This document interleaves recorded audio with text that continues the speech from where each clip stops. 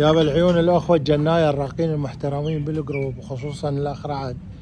يابا ابو اريزونا، شوف عمي هاي المشكله اللي عندنا، تباوعها شلون تبرم الطيور تلوي على ذيلها. هاك باوع باوع شو تسوي؟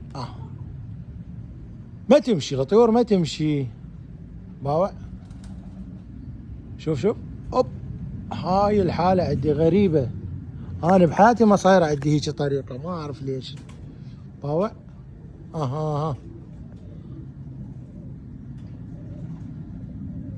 شوف تلوي تلوي تلوي تلوي.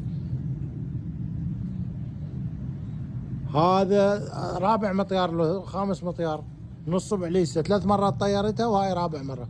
ايش تسوي رعد؟ شوف شلون تلوي. اوب. انا هاي هيك ان شاء الله اضوج من الطيور. فاي واحد جناي ويعرف خلي يعطينا وجهة نظره، شنو السبب؟ ليش الطيور تلوي؟ نبترها نخليها باوع.